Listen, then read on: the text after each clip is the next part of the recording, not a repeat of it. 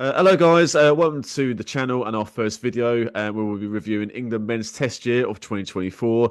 We'll talk about some new players, the likes of Smith, Carse and Bashir, struggles against spin, Atkinson's dream start to test cricket, Jimmy Anderson's retirement and much more. So please subscribe to our channel. We'll be talking about domestic cricket, international cricket, throwbacks to previous series and much more.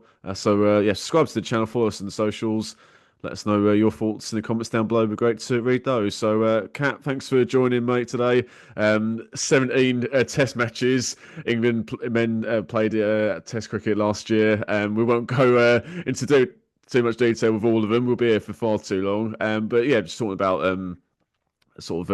different topics, certain games and certain players that have really stood out ahead of a big year, a bumper year, another bumper year for England men in the Test cricket this year. Obviously, 5 Test matches against India at home, and obviously the big one, which I think Bazball have been planning for since they took over, the Yep. Ashes Down Under, obviously. So without further ado, let's talk about a few talking points. Well, before we get into that, Cal, what have you made of England overall last year? I mean, it was 3 series wins to 2, 9 Test victories to 8. Obviously, a bumper of a year of cricket, of Test match cricket, 17 Test matches, which is a hell of a lot. What do you make of how the team got on as a whole? Hey, Wesley, thanks for having me on. So I think, as you say, the record last year, kind of like 9 wins, 8 losses, no draws, it's a microcosm of like England Test cricket at the moment. Um, it's all action, it's fast paced, it's exciting to watch. But it's yeah, it I would I would say it's often the test matches we're involved in aren't close. We usually win convincingly or we get drilled quite convincingly. Um, it's as I say, it's been fantastic to watch. Um, it's probably not necessarily one for like the test match purists who quite enjoy kind of watching like a Mike Atherton-esque kind of 10 hour kind of um, block out for the draw and all that. But it's yeah, I think it's good. It's been a good boost. It's good boost for like Test cricket, kind of more generally. But I think as an England fan, I think they are as good as they are to watch. Sometimes they're also very frustrating to watch at sometimes because it does look, especially some of the batting at times, it does look quite brainless, and it looks like there's not that kind of game intelligence in certain situations. They only know a one way how to play, and they don't look very adaptable. So it's yeah, so it's as a fan, I dare say there's a few England fans who kind of pull their hair out a little bit and just wish there would be a little bit more hard nosed and adaptable at times. There's probably some games there that we probably shouldn't have lost, with a little bit more now, so we could have won them. But yeah, it's but overall, you'd have to say it's a positive. And I think you look at you kind of there's certain kind of games because you take the West Indies and the Sri Lanka series at home, kind of lose. We're kind of the Sri Lanka series, particularly, kind of losing that last Test match of the series, and the way we kind of approach it, in almost like a cavalier fashion, um, and basically kind of lost the Test match that we probably really should have won.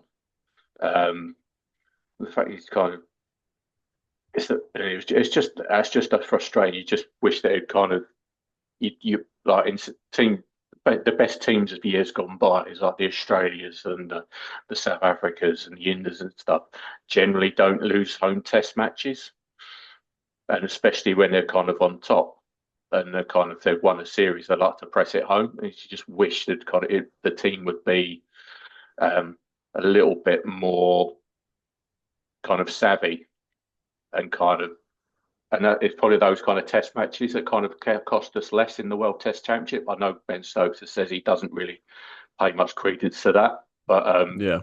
I'm not sure what South Africa and Australia. I think Australia and South Africa have quite a different answer to that question, probably. Yeah, and the run rate doesn't help with England either in the standings. But yeah, I pretty much agree with everything you said, Kat. I think it was, do you know what? I think it was actually a needed year for England in terms of the personnel as well. Like if you look at the India series at the start of the year, the likes of obviously Jimmy Anderson, who we'll touch on. Obviously, he's retired or was forced into retirement by Stokes, Kim, and McCullum, Ollie Robinson, or the bowler Ollie Robinson, he's been discarded. Johnny Bairstow, Ben Folkes, even Dan Lawrence to a certain extent has been discarded now, and it's been replaced by a number of new players. So, it's hard to know what to make of some of the results because I know a lot of fans and commentators, pundits have said, it's only Sri Lanka and West Indies at home, but I think that's disrespectful because you look at West Indies at the start of last year, they did great against Australia down under. And I think West Indies they did pretty well in Pakistan, whereas England we end up losing that series at the end of last year. And Sri Lanka were a pretty decent side. I think they end up doing quite well in the World Test Championship. So and England, at the end of last year, beat New Zealand away for the first time since 2008, when obviously Jimmy Anderson, Stuart Broad made their name really as England Test cricketers really. So a good year in terms of some questions are answered, like with the bowling, like Gus Atkinson in particular, we will come on to, but a few struggles with the bat, which I don't think we quite answered yet. But let's see. We'll see how it goes for next year. So let's talk about a few sort of new players, as I mentioned, likes of Jamie Smith, Brydon Carse in the winter, Shoaib Bashir, who made his debut in the India series and played most of the games last year, if not all of them. Which of our new players have obviously, and Gus Atkinson, who's taken Test cricket like Dr. Water Yeah, with exactly. he's achieved everything. Isn't he? 5 10 fours, a Well, ton. What has he not completed done? cricket So already, hasn't he? yeah, So he's yeah, completed it. he's peaked too early, isn't he? So, but what have you Yeah. made of this sort of regeneration of and even go back to 2023, the Ashes? Stuart Broad obviously retired, Moeen Ali's obviously retired from internationals, so it's been a real regeneration from for England in 2024. What have you made of some of these new players that have come into the team? Yeah, I think they've just like the current selection panel have taken a very kind of different approach to selection now. They're kind of looking at more at skills and attributes rather than like first class records and things like that. And so there's some guys who have kind of come into the Test team who probably haven't really got great county records. Someone Yeah, like Brydon sorry, Carse, yeah, Jacob Bethel in particular.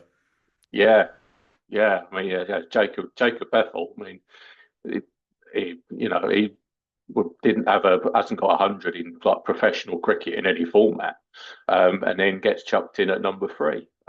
There's a lot of people quite understandably beforehand were going, is he? They're kind of chucking him in the deep end here. Is this a bit too much for the kid? But then once you see him back, and it's like the boy looks a hell of a player. He's yeah. Well, we're going past the fantastic head of hair he's got to start with. He's a good. You know, um, he's he just looks like he's very technically sound. He looks like he's got everything you want from a number three. He's like defense.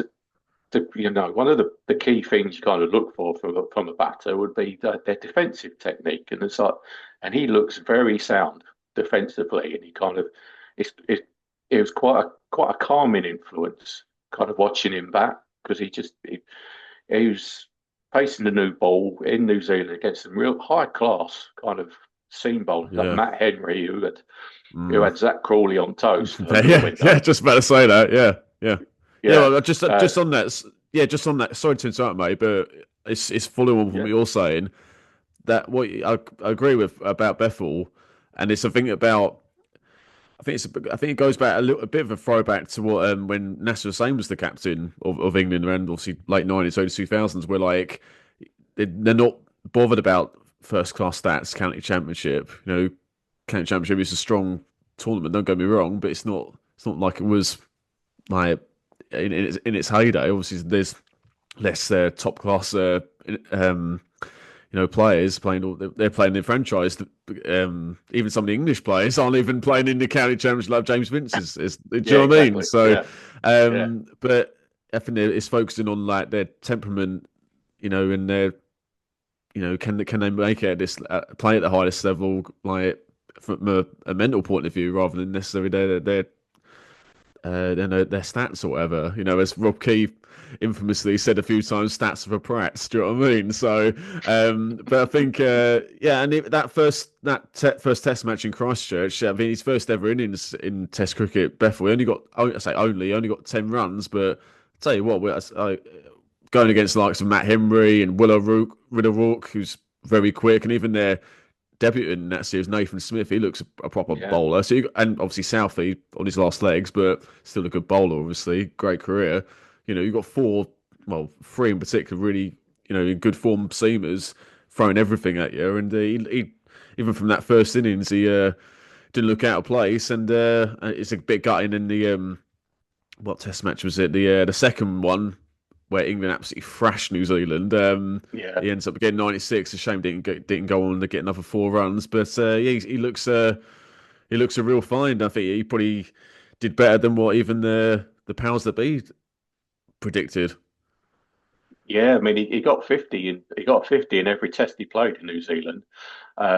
So Yeah. yeah, and he shows he can handle it. It's the only question mark I would have over him at the moment is it's partly because of the fact he hasn't got any kind of first class hundreds. He's like, does he have the ability to bat long periods of time and make big scores at that level, which is something you need from a number three as well. It's like because generally 50s don't win your test matches. You need batters making like hundreds and big scores. So it's just like it remains to be seen whether he has the ability to do that. I think he will, just because the way he's set up and his temperament generally, as you say, I think he will eventually.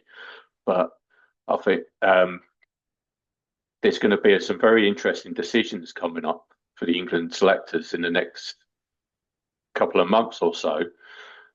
Once Jamie Smith comes back into the side, Yeah. because he missed the New Zealand series. Ollie Pope slipped down to six to take the gloves. Um, when Ollie Pope was previously our number three. So how the England selectors are going to fit everyone in will be a very interesting thing to watch. Because I think Bethel has made a very strong case for him to keep his place, probably above Ollie Pope.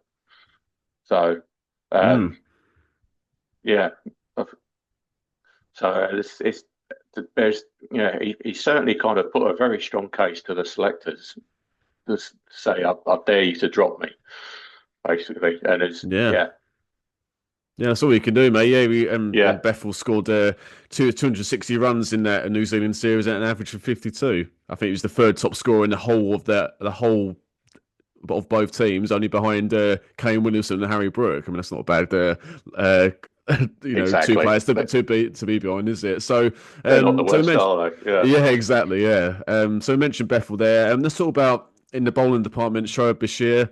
Obviously made his debut in that India series where Tom Hartley got a seventh for him one of the Test matches, and Rain Ahmed played as well. On the face of it, looked a really random selection with Bashir and hardly played any first class cricket whatsoever, like a handful of games for Somerset. He's not even the number one yeah, spinner. It's Jack Leach is obviously the number one exactly. spinner Yeah, there. And he's still very raw, Bashir, but he got plenty of wickets last year, mainly because of the amount of Test matches that England play. But he's certainly got ability. But like I'm a little bit concerned, Cat, towards the end of last year. In Pakistan and New Zealand, I think it was 17 wickets, cost more than 50 apiece, which is a heck of a lot for a spinner. So, I know they bowl a lot of overs, but yeah, what were your thoughts on Bashir? I mean, 'cause I've got a feeling that India in particular will target him and especially Australia. And if Stokes and McCullum think he's their main go-to spinner. I mean, I think he struggled in even the England Lions against Australia A quite recently. So, what were your thoughts on Bashir for next year?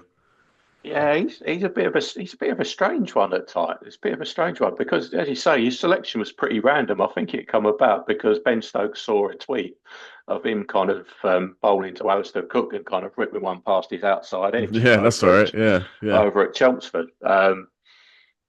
Yeah, I was actually there watching that game. It was kind of almost kind of behind the bowler's arm that day when he bowled that ball, and kind of just it was kind of like one of them just was like, oh, hello. So yeah, going here, and it's like this kid looks like he's got something. Um, but if you have a look at his kind of stats for 2024 for like Test cricket, he's like he took the second most wickets for England last mm, year in Test cricket at 49, but he averaged 40 doing so, and he bowled nearly twice as many overs than any other bowler last year. Um, so it suggests that there's talent there. He's got a decent action. He's quite get tall. He gets bounce and stuff. So he's got the raw materials there. But as you say, he's I think his lack of first class experience um, kind of showed because that ability to kind of bowl long spells and and in the fact that he's not even the first choice at his own county as well is like England's second choice spinner is Somerset's first choice and vice versa. It's quite a bizarre kind of makeup. It's the same thing with Jamie Smith and Ben Foakes as well. It's a bit of a strange one. So I think that like Shoaib Bashir probably needs to kind of move counties as well, go somewhere where he's the first choice spinner so he can get the yeah, opportunity to bowl more overs and kind of yeah. learn his craft. Well, you look at someone Um, like look at someone like Graham Swan. You know, he moved counties and got a load of overs under his belt and become one of our greatest ever spinners. Um, so it's still early. I think it's maybe like with goalkeepers in football, where like you peak when you get older, and Bashir's still very young.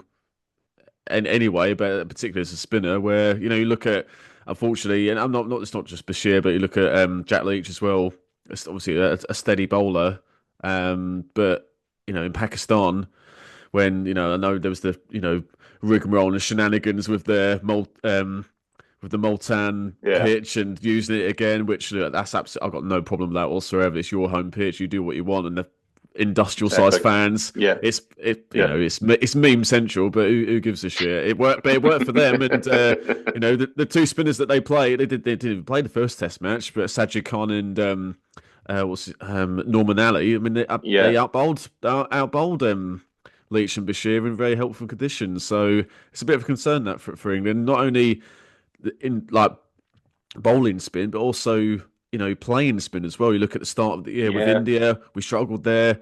Against Pakistan, again, we struggled when the pitches were really turning. But when the pitches weren't doing a great deal, like obviously Sri Lanka and West Indies at home, we beat them convincingly, and even New Zealand as well. I mean, not New Zealand side of old where they won the World Test Championship in 2021. Still got some fine players, but I think just I wouldn't say England are flat track bullies. I think that's a bit harsh, but it's a bit of concern going forward that we need, the batting lineup needs to learn how to play spin and different conditions a bit better, eh?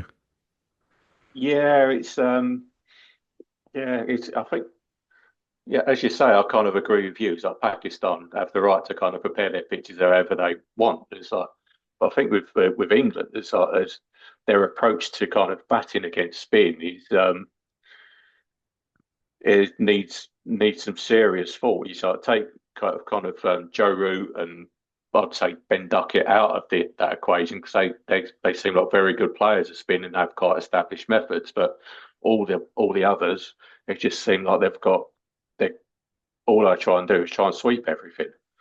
It's like as soon as the pitch starts turning, they get the broom out and they're trying to sweep everything, whether it's kind of the orthodox or reverse, or they're trying to lap it over their shoulders or whatever, and they don't trust their defensive technique to stay there, and so it's it's again that's kind of like a microcosm of baseball as well. It's like they're trying to attack all the time and not having that ability to kind of hold firm through a spell and kind of just and find a better balance between it. And again, it's like with the youngsters, the young spinners we've got out there, because in England it's like there aren't many pitches that really turn square like they do in the No. subcontinent. It's like Taunton, um, but whenever the ball kind of turns from day one in England, it's like they get reported to the ECB.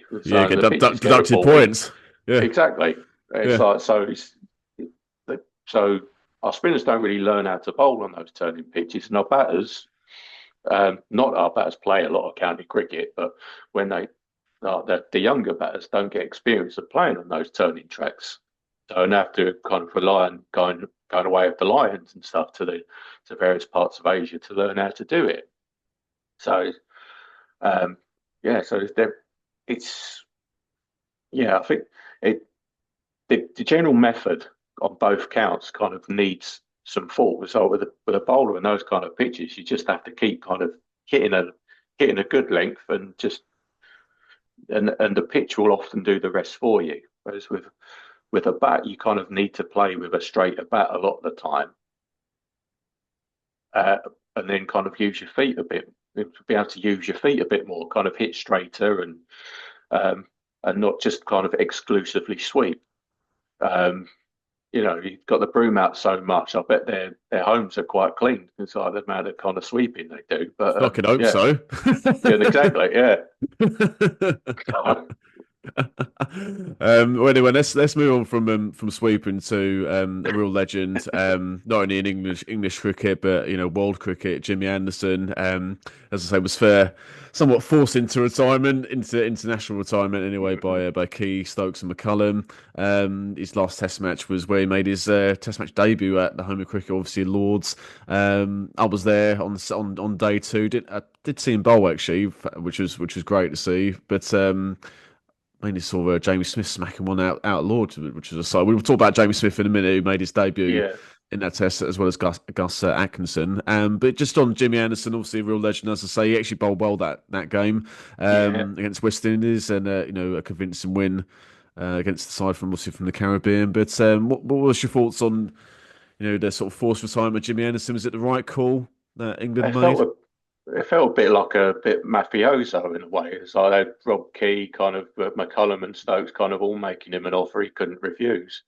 So He so I'd mentioned say, it was like Goodfellas or something, wasn't yeah, he? yeah. I mean, yeah. I mean, I understand it. I kind of understand the rationale because I think Jimmy's what 42 or something now, is he? Or 41, 42. So I can understand why they've done it, but I think they should. He, saying you kind of like you have to retire first test of the summer. I think it would have. I think it would have been more fitting to kind of allow him to kind of go at the end of the summer, or at the Old Trafford Test or something, to go out on his home ground and all that, and Yeah. kind of have a chance to have a proper farewell and things like, because he's earned that. So I was a bit uncomfortable with the way they did it. I understand why though, but yeah, it and the fact he's still fit and firing. He's more than capable of playing and playing international cricket. He's still performing well, and so he's yeah. As much as I understand it, I still think he could have gone on a little bit. Could have gone on for a while longer. Yeah. So yeah. I mean, yeah. What's your take on it? Yeah, I think it was the sort of elephant in the room with Anderson. Obviously, with Broad, Yeah. he retired on his own back. But Jimmy still believes he can play international cricket, and he probably can do. But as he proved that, obviously against West Indies, and even I think he only played one county game last year for Lancashire. I think he got a seven for, I think. So, like Yeah. Yeah. so he obviously still got it. But yeah, I think we mentioned it earlier with, um, since Baz McCullum come in, there's been, this talk of, it's the Ashes, both home and away, and, particularly focused on the away because we haven't won down under, barely won any test matches down under, but we've certainly haven't won a series since 2010-11 when Sir Andrew Strauss was obviously in charge. So, do they feel that Jim Anderson can, obviously, can he bowl at his best on those pitches at his age. They've decided not to. So you could say it has worked out because Gus Atkinson has been a revelation, and later on in the winter we've had likes of Brydon Carse have really come to the fore. So and plus we've got bowlers coming back from injury like Mark Wood, Jofra Archer. Hopefully will play Test cricket this year, and Josh Tongue. I think they quite the Yeah, English management quite like. So I think it was nice that it was certainly a lot better how this management have done it with Anderson as opposed to I mentioned Sir Andrew Strauss when he was interim charge a couple of years ago of director of cricket, but he oh, when he got was rid of KP, yeah, well that, but also remember yeah. a couple of years ago where he was that interim charge when Chris Silverwood was sacked and he dropped Broad and Anderson for the West Indies tour, Oh, um, yeah, yeah, yeah, just yeah, completely dropped them. So um, I think that which would have been an awful way to for their careers to end. So yeah. at I've least, forgotten about that. Yeah, yeah. So at least Broad obviously had that great fairy tale ending at the Oval in 2023, and then at least Anderson, at least he managed to play where he made his debut, and he still played well. So at least, and he got a fitting farewell and drink down in a pint of Guinness on the Lord's balcony. So there we go. So I think that was a better way of certainly a better way of handling it than fucking Strauss did like a couple of years ago with that strange decision. But yeah, I yeah, think I think I think England, I think England needed to. England needed to do it. Well, I think with Anderson, especially with getting his new bowlers, getting more overs under their legs, and because I say it's a big year with India at home and obviously Australia down under. I think England they had to do it sooner rather than later. So I think it was I think in the end I think the right decision, if I'm being honest. yeah. So I think everyone kind of understands the reasoning for it and why it had to happen. I just, yeah. Personally, I think they could have allowed him like towards the end of the summer to kind of step away and kind of have that kind of magical moment at the end of the summer, like Stuart Broad, where he's at the end of the summer wait, kind of wave to the crowd and kind of have that moment to kind of sign off, so it doesn't get swallowed up by the rest of the summer in a way. But yeah, I mean, yeah, he can't go on forever, but yeah, but it it makes sense electorally from that point of view. But yeah, I think there could have been a bit more savvy about it. But at least they had the good grace to kind of go and speak to him face to face and say, "Look, Yeah, you need to step. We need you to step away, so to speak." So you have to give him respect for that. yeah, no, absolutely. So yeah, we mentioned about Jimmy Anderson, Cat, but also Gus Atkinson, I should say, and Jamie Smith. They made their debuts in that same game at Lords against West Indies. We mentioned about Atkinson earlier, and he's taking Test cricket like a duck to water, mate. It's like he's been playing for years, but I mean, no surprise he's done really well in a sense because he's been getting a load of wickets for Surrey over the years, and I think something down at Surrey, obviously a huge club, but like they just make cricketers that are born for Test cricket. Jamie Smith and obviously Ben Folkes and a number of other obviously players that have come through the England ranks recently. But just on Atkinson, I mean, it's actually a slightly different role for him because he doesn't even take the new ball for Surrey, does he? And he's been doing that for England alongside obviously Jimmy in that first game and ever since. And Yeah, it's certainly a capable batter, but I think he probably even surprised himself when he got a ton against Sri Lanka. I think it was again at Lord. That was at Lords as well, wasn't it? So, yeah. but yeah, he looks. I mean, I say real fine, but I mean, he's definitely done well, hasn't he? Oh yeah, he looks like he's made for Test cricket. I mean, you say it's like Surrey are so good at producing them because you look at the kind of pitches they play on. It's kind of they are like Test match kind of quality pitches. So you get to kind of play on those pitches, and you can kind of gear your game for Test cricket. Um, I mean, you look at Gus Atkinson, he's got all the attributes you need from like a quick bowler. I think he's like high bowls like high 80s. He's tall, he gets bounce, he can moves the ball off the seam. He bowls a heavy ball, as I say, and I think he he had a relatively kind introduction to Test cricket, kind of playing the West Indies at home. but you still got to go out there and get the wickets. And he's like 50, 52 wickets in his first year of Test cricket, averaging under 20. I mean, that's Yeah, phenomenal. So yeah, he looks like a real natural replacement for Stuart Broad, actually, in terms of like being that new ball bowler and that kind of lower order kind of batter as well. Because he looks like he's got some real talent with the bat as well to be a real useful number 8 or 9. Um, I mean, everyone thought Stuart Broad was going to be like a new all-rounder, or then he got hit in the face once, and his batting just went to the pot after that. And he just, yeah. But Atkinson, he looks like he's technically sound. He kind of is a good ball striker. yeah, Um, so I think he's going to be a real kind of asset for England long term.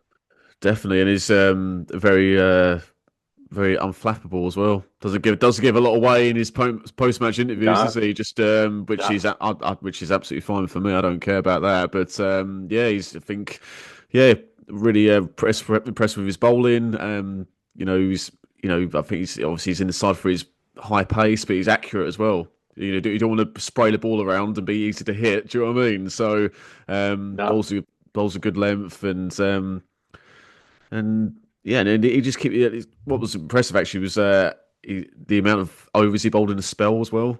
It weren't like 3 or 4 overs and that's him done. It's like he could bowl, a good amount of overs in a spell and show good stamina, which unfortunately is why Ollie Robinson is no longer in this England setup because if you can't just hobble in at bowl 70 mile an hour like it was at times against India. So, but yeah, I think Atkinson looks really good, and I totally agree about his batting. He was hitting the ball. I mean, that innings where he got his ton against Sri Lanka. I mean, you if you didn't know cricket, you were just watching it for the first time, you'd think he's like a number 3 or something. He played some Oh quality God, yeah, shots.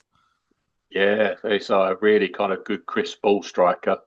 Um, so yeah, I think there's plenty to work with. I mean, if he puts some work in on his batting, he could probably be like a number 7 or some longer term kind of number 7 or something like that.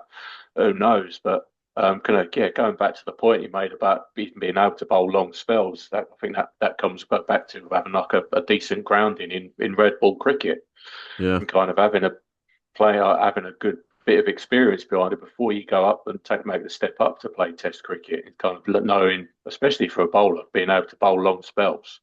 And the fact that his home ground is the Oval as well, which is generally a good batting track. So Oh he's yeah, it's kind of he obviously a gets test used to test that. match ground, isn't it? Obviously. Yeah. So he's and on those pitches, you can't just rely on kind of the it being like a green seam or something and it going around corners. You have to be able Yes, to kind of it's not bowl quite accurately. And it's not quite the county ground at Chelmsford, is it? no, no, God, that pitch is a shocker. As I'm sorry, it's not. But as I say, Yeah, especially you have to work hard at the Oval because especially if you're Atkinson, he doesn't even open the bowling. It's usually like Worrell and Kemar Roach. Do you know what I mean? Dan Worrell and Kemar Roach. So he doesn't even open the yeah, bowling at Surrey. So yeah. and Two high yeah, class performances behind. So yeah, yeah, and it's like Dan totally. Moore was getting talked about for England to kind of play Ashes tour as well, Absolutely. wasn't he? So Yes. So that wouldn't be a surprise with the way the management do their selections or whatever. But for this year, but yeah, I think Acton's done great, and I say his Surrey teammate Jamie Smith again. What an introduction for him. And as I say, I was there on the second day to get to West Indies at Lords, and he hit the ball out of the ground. Like actually out of Lords that once, and then hit a couple other sixes on his. I think he got 70 that day. So yeah, yeah, he's doesn't look like he's got the minerals to do it because he's such a spin lad and all that. So you don't think you can hit the ball for square, but he could smack it miles, just like all the modern players can do. Yeah, Yeah, exactly. Yeah, but it's all he times the absolute shit out of it, didn't he? yeah, So, but yeah, and again, similar to Atkinson, he's not doing his full role like he does for Surrey, where I think that's at number 4 for Surrey. Um, yeah. and Generally, and yeah, and doesn't have the gloves because Ben Folkes is the best keeper probably in the like acting out and wicket keeper in the world. So he doesn't yeah. even keep really, but I think his keeping's been impressive. I think a couple of errors, which ain't too bad considering he's not even an out and out keeper really. And his batting's been what they hoped for really, someone to shepherd the tail and obviously take the game away from the opposition when when they're so he's number 7. So when England are 5 down, he can still make a difference. And I think his batting's going to get even better actually. So hopefully it will this year. And I think Australia in particular, down under with the way he plays, um, so similar pitches to what he's used to at the Oval in terms of batting wise. I think he could really be a real game changer for us to finally win a series there for the first time in a while. But yeah, you must have been impressed with Smith last year. Yeah, I mean, again, he looks a real high quality batter. He looks like he's got all the tools to kind of succeed in kind of modern Test cricket. As say he says he's got a great range of shots. You know, he can hit offside, leg side. He's got he's got the kind of all the fancy kind of modern day shots and all that. He can score kind of all round the ground, and but more importantly, he has got a solid defensive technique. He's got a solid foundation that he can back kind of decent lengths of time. And he although he hasn't kept a lot in first class cricket, he's played a fair amount of games as a batter only. So he knows he knows what where balls of cricket's about, and he can he knows how to make hundreds and things like that. And as you say, you get him down under on those pitches, and it's like get past the new ball on those pitches. There's flat as a pancake off, and so he could be a real threat down there. Sometimes I think, as you say, he's with his keeping. He's not quite at the level of a Ben Folkes, but then again, not Oh, many people who are. is mate? Who is mate? Exactly, exactly. And I think he kind of had a fairly kind of good introduction to it because like playing tests at home to start with, and then so his keeping hasn't been tested. Hadn't been tested a great deal, but kind of you kind of got a truer sense of his keeping abilities in Pakistan those last two tests Yeah, when yeah. they started playing on that day like 24 pitches or whatever it was by the end or whatever it's Yeah. like where they yeah. So when the ball was turning square, going up and down and all that, and you kind of look at the scorecards from those tests, and it's like he didn't concede many buys Yeah. for those tests, which suggests that his glove work was pretty good. And it's like keeping a lot up to the stumps to spin. That's the true test of a keeper, and I think he did well. Yeah. So Yeah. it's yeah. So I think his keeping probably still needs a little refinement, but he's got the basics there, and he's good enough to kind of justify his place with both facets. Whereas someone Mm. like Johnny Bairstow is like I don't think we ever really trusted him 100% with the gloves and that. So there, as though his batting was good enough, it's like trusting him with the gloves, and he's kind of like. So when's he going to clang the next one and all that? I don't think many people had confidence with him. But with Jamie Smith, you don't really notice his glove work, which is it's a sign of a good keeper. You Yeah. don't notice what they're doing. So yeah, I think England have kind of this is another one the selection panel have got right. And it's Yeah. like Yeah. Totally. he can be like England's start keeper as long as he stays fit um, for the next 10 years or so. So Oh, he's no young. question. So yeah, I think he could be our next Matt Pryor. I think Pryor's batting was great, but I think his keeping was really underrated. Matt Pryor, so I think James Smith could be equally as good as Pryor. And if he does, we will have a phenomenal keeper because Pryor was fucking amazing. I thought so. So yeah, another player. You mentioned about the management with the selections. Well, another player who made his debut in the Pakistan series. Had a brilliant winter, not only in red ball cricket, but he's going to be probably in our white ball setup for quite a bit of time. Is Brydon Carse? Again, his first class record doesn't stack up much, but I tell you what, Stephen Finn, obviously former England bowler, he wrote a really, really insightful piece on BBC Sport about like with certain fast bowlers why they don't really play as great in the county championship because they play on green tops, small boundaries, pitches on in the middle, they're more to the side, and and plus like fast bowlers tends to be bowl longer spells. They don't have the luxury of bowling 3 or 4 overs, take them out of the attack. So really, really good insights there. But yeah, I think another one with Carse. I think in these 5 tests, he took 27 wickets in a single winter, which is more than what Anderson abroad managed in their careers. So, and again, he can whack the ball as well. But yeah, he looks another fine mate. Eh? Oh, absolutely. Yeah, I mean he's like quick. I mean, I think he can bowl at over 90 mile an hour, and I Yeah, think and he's he's. I think a lot of the time he wasn't bowling with the new ball either, so he was bowling with the old ball, kind of those kind of like real kind of donkey work overs, like from the like 30 overs onwards, and it's kind of getting the ball to kind of reverse in like those subcontinent conditions. Um, I think he has a kind of game to really to be a real threat in Australia as well.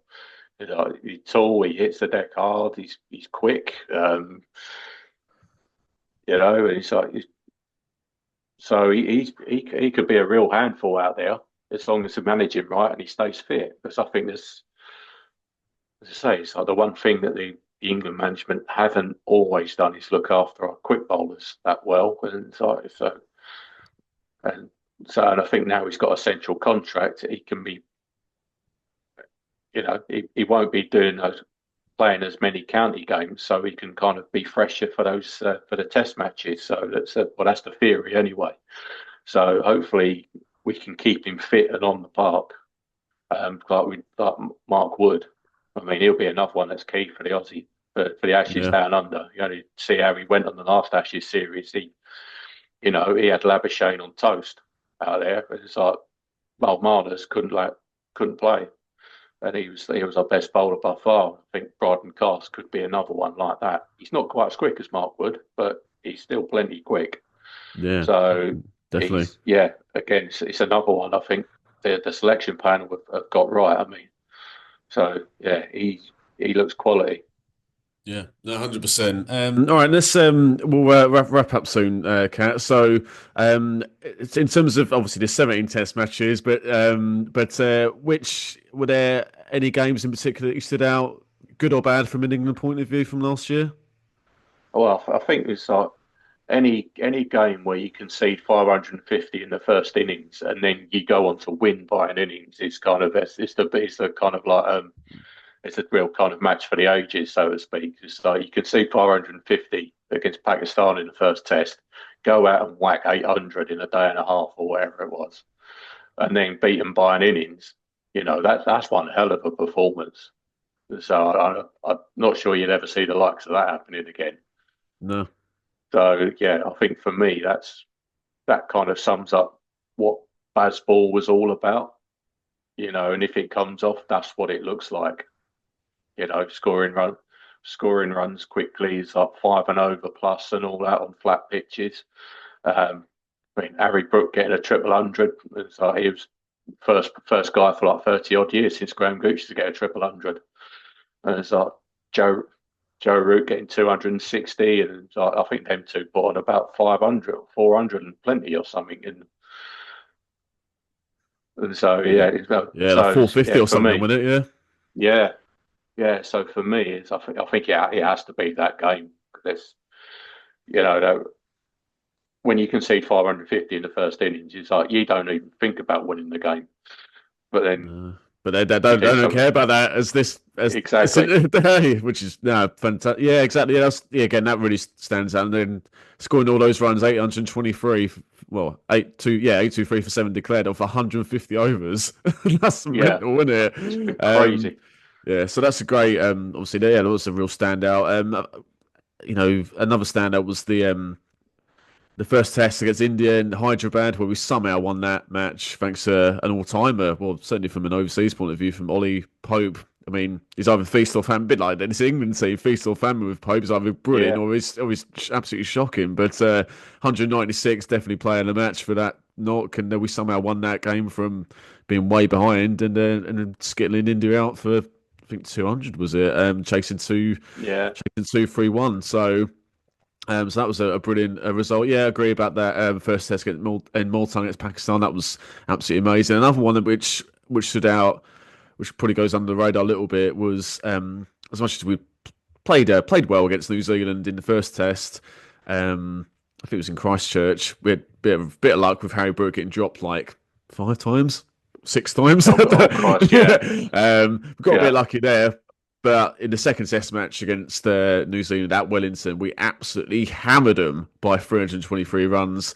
Brooke getting another ton in the first innings. But yeah, and that's the one where Bethel got 96 and Duckett got 92. Root amazing again, 106. And yeah, we just absolutely thrashed them in the second test to win that yeah. That series. was So that was a really good. That was a good result. But yeah, as I say, like a lot of these England players and the team as a whole were either amazing or absolutely rubbish. short, So short. Yeah, yeah, it's never boring, is it? there's nothing in between. There's nothing in between. Yeah, we either hammer someone or we get hammered ourselves. But Yeah. it's good for the game. Yeah, Yeah. totally, mate. So yeah, all right. Well, we'll finish there, mate. So what your yeah? So what were your overall thoughts on England's? What would you grade it out of 10 for England's test from last year? Oh, I would say they're probably a. I'm probably going to be a little harsh here and say a 6 out of 10 because they won the series they were kind of expected to win, and then kind of lost series they were probably more expected to lose. But I think it's like they were kind of quite sloppy at times as well, which kind of I think is something that they need to kind of have in mind. So yeah, I'm going to be harsh and give them a 6 out of 10. Yeah, fair enough. Yeah, I think I maybe 6.5, 6.5, maybe a 7 at a push out of 10. No, Yeah, no, yeah. no higher than a 7. That'd be way too generous. But Must try harder. Yeah. yeah, exactly. But hopefully, in this year, it'd be something else. It was a 10 out of 10 Test cricket year for England, but I think we'll settle for a 9 out of 10. Oh yeah, yeah. It's like yeah, we beating India and then kind of going over to the Aussies and kind of yeah turning them over would be yeah that would be a solid 9 or 10 out of 10 for me if they manage both of them. So yeah, looking Yeah. forward to those. Yeah. Yeah, definitely. Right. Well, we'll end it there. So thanks, Kat, for joining us. And we'll see you later on in the year. A few other videos. So thanks for your time, mate. Thanks everyone for watching. Subscribe if you're new around here. Let's say plenty more videos to come. Follow us on the socials. Like this video if you enjoyed it. Let us know your thoughts in the comments below. Until next time. See you later. Cheers all.